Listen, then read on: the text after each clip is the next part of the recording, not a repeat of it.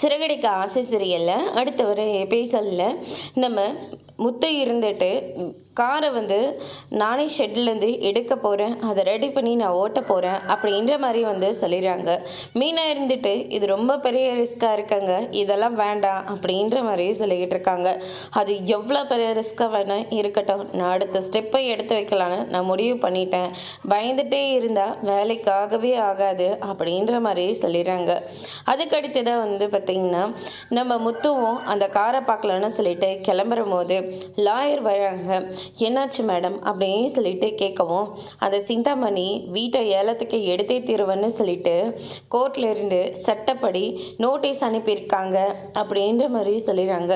இன்னும் 2 நாள் தான் மேடம் இருக்கு, அதுக்குள்ள அந்த பணத்தை எப்படி ரெடி பண்ணி கொண்டு நான் கொடுக்குறேன்னு மட்டும் பாருங்க அப்படின்ற மாதிரி சொல்லிடுறாங்க. அண்ணாமலை இருந்துட்டு முத்து எனக்கு என்னமோ படபடப்பாகவே இருக்கு அப்படின்ற மாதிரி சொல்லி கீழே உட்காந்துக்கிறாரு.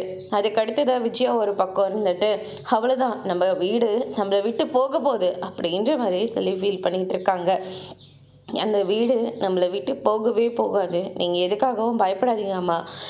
ஆமாம், இத்தனை நாள் ஆச்சு, உன்னால் ஏதாவது பண்ண முடிஞ்சுதா? எதுவுமே பண்ண முடியல. இப்போ வீடு நம்மளை விட்டு போக போகுது, அதெல்லாம் போகாதுன்னு சொல்கிறேன் இல்லை மேடம், இன்னும் 2 நாளில் பணம் வரும் அப்படின்னு சொல்லிட்டு முத்து இருந்துட்டு அவர்கிட்ட வாங்கினேன் அந்த காரை அவரே சரி பண்ண பார்த்துட்ருக்காரு. மீனா இருந்துட்டு நம்ம ஏதோ பெரிய ரிஸ்க் எடுக்கிறோமோன்னு தோணுது, அதெல்லாம் ஒன்றும் கிடையாதுன்னு சொல்லிட்டு ரொம்பவே ஹார்ட் ஒர்க் பண்ணி அந்த கார் எல்லாத்தையும் சரி பண்ணிட்டு இருக்காரு. அதோடு இன்னைக்கான பிரம்ம முடிச்சிருக்காங்க.